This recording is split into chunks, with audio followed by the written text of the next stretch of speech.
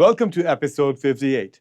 In this episode, we will talk about Azure Security Center and compliance monitoring. Well, Azure Security Center should be called Defender for Cloud now. Remember, the name is changed, but the functionality is still the same. It will secure your environment. Why? Because keeping your cloud environment secure should be the top priority. So let's get started. As per the old name, what is Azure Security Center?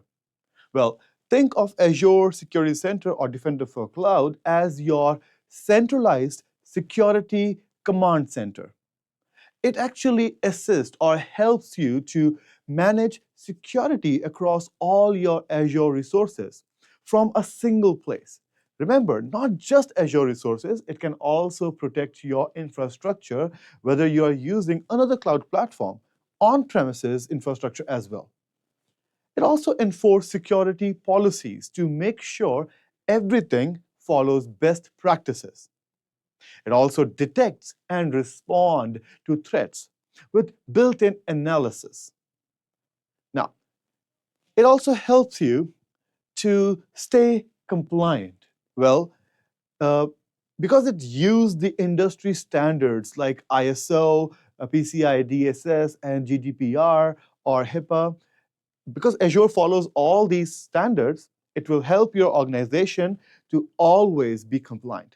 Otherwise, there will be legal issues or penalties.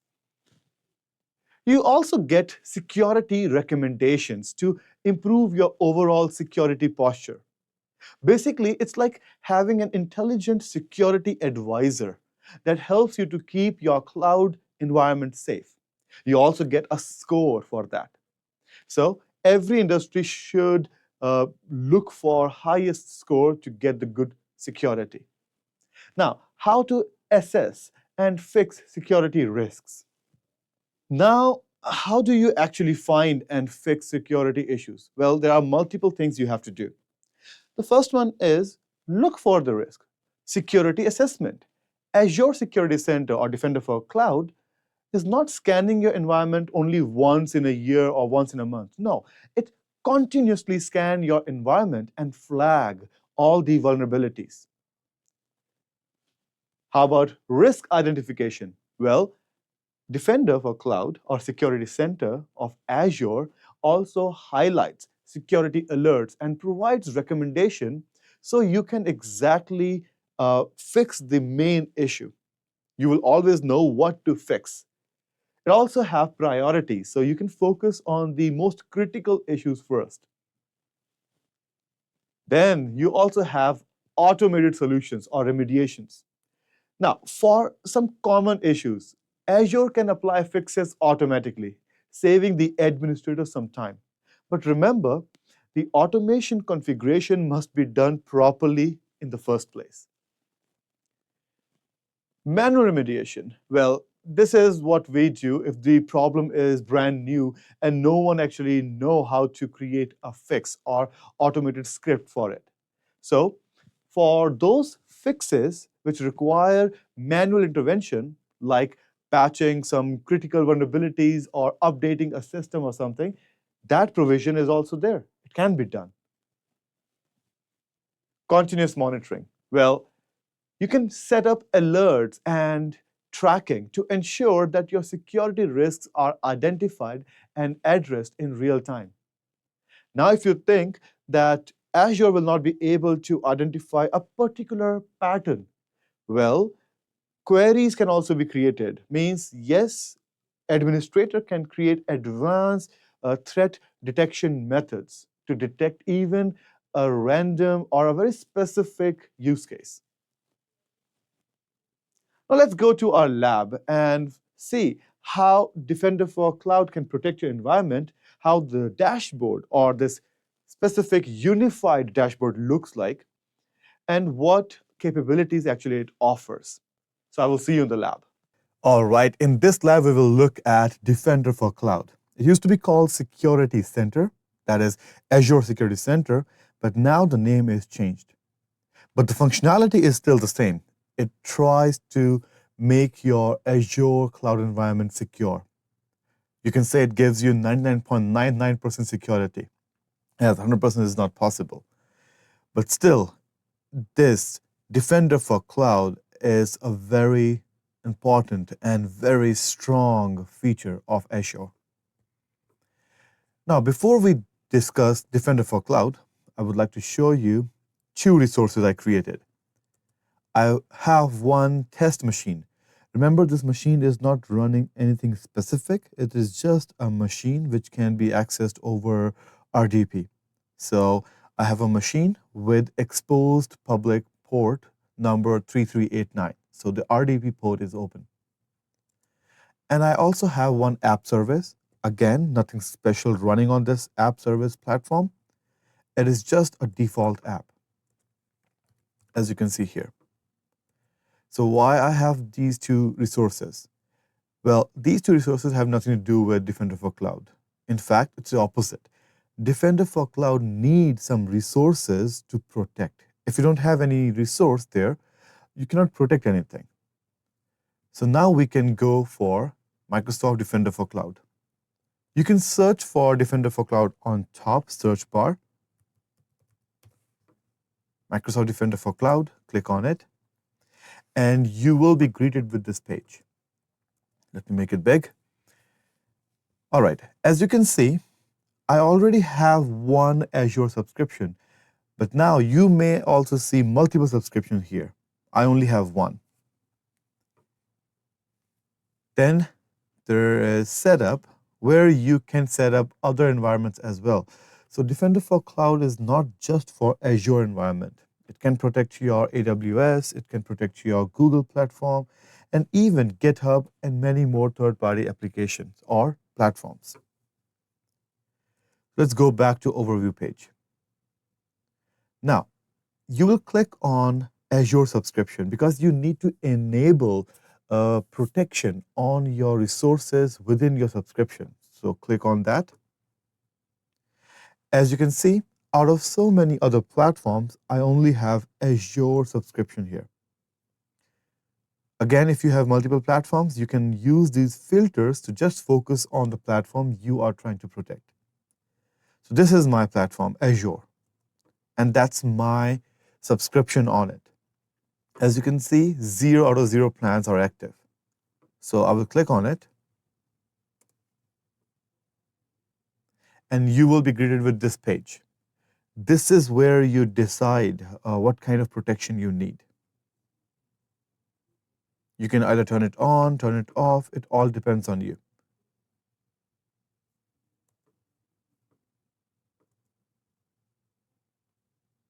So let's go ahead and focus on two services, servers and app service. So there are two plans to protect your servers, which is my VM. My VM is, again, acting like a server. Then I also have one app service running. So I will use these two plans. But you can say that Azure Defender for Cloud can protect multiple other environments, such as databases, storage, containers, AI services, even key vaults, resource manager, and your application APIs. So if you want that, you just click on it and you activate the service. But before that, you can also check out the price. Remember, you are paying for the resources you're using. So this is a service you're using, so you have to pay for it. This is $15 per server per month. And this is $15 per instance per month. If details are available, you can also click on it. It will simply tell you like what it is trying to protect. All right, so I just refreshed that page, and now I'm able to actually showcase what I'm trying to turn on, right? So we will enable server protection. So I will just click on here and app service. For this demo, I'm taking these two services. When you are ready with the protection plan you selected, on top, click Save.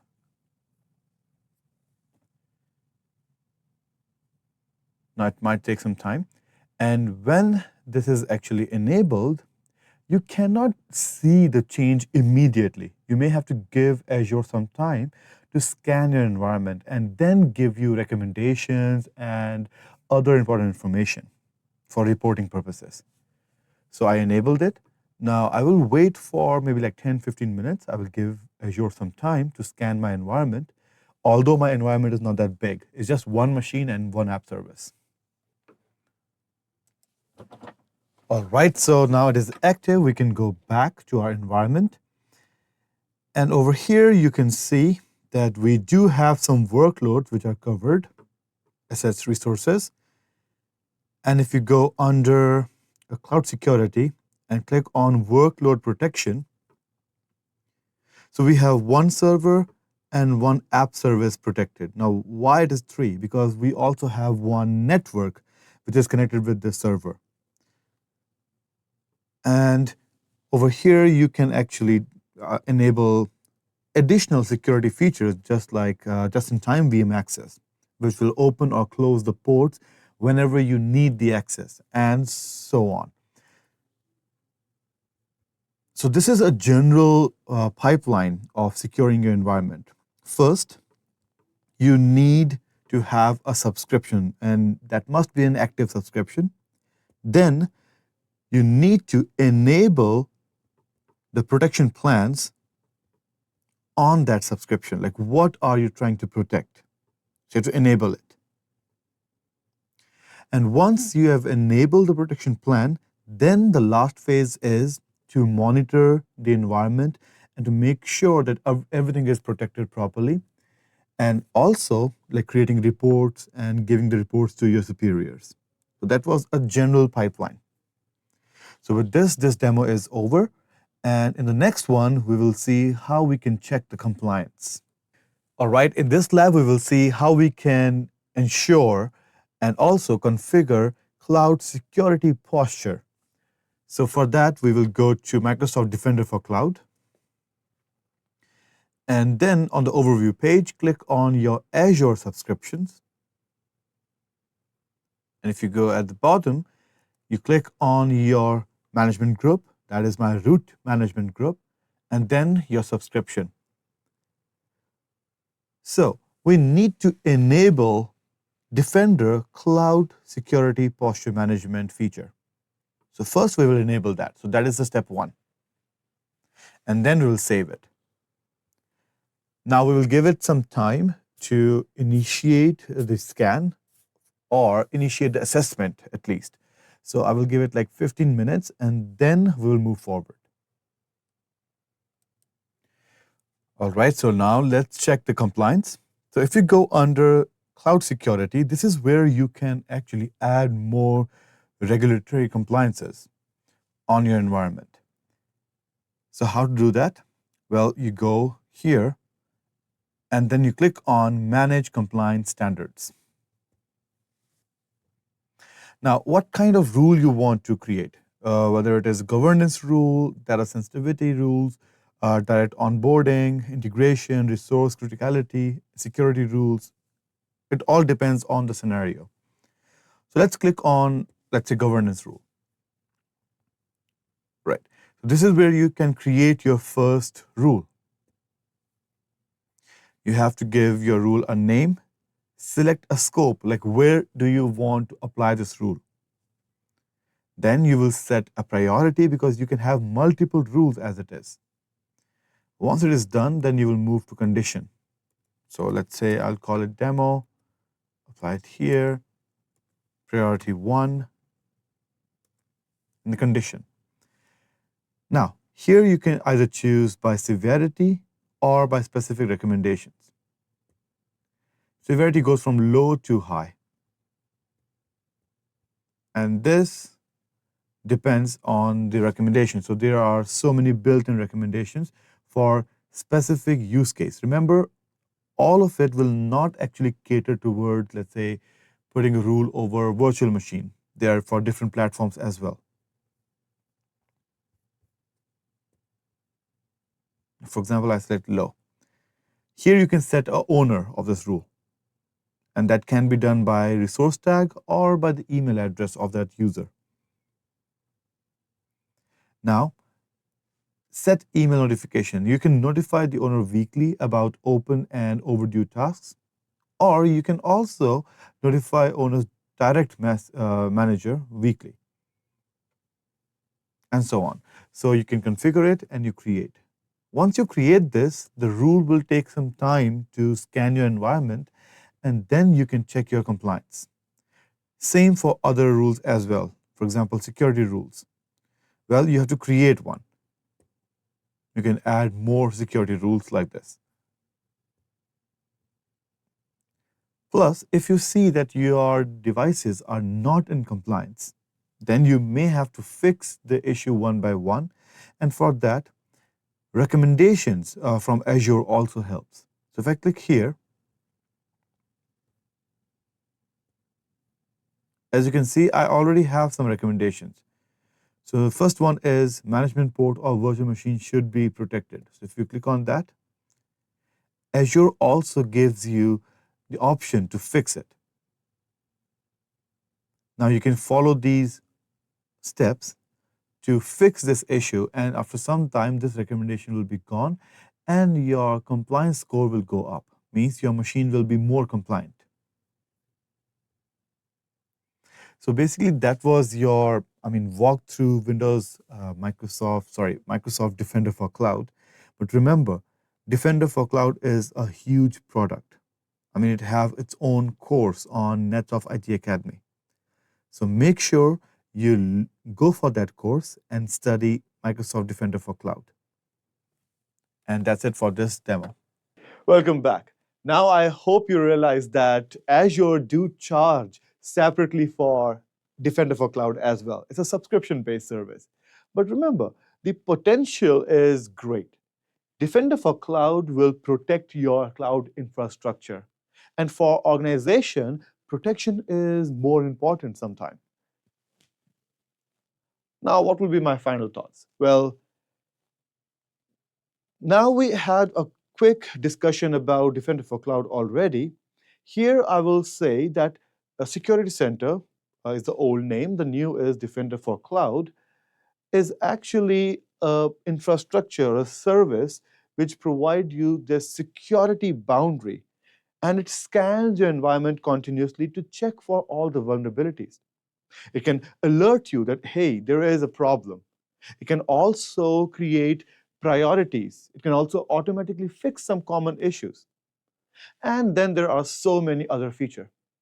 So by following all these recommendation, automated fixes, and continuously monitoring your environment, your administrator or your organization can keep a continuous eye over your Azure or even your cloud environments.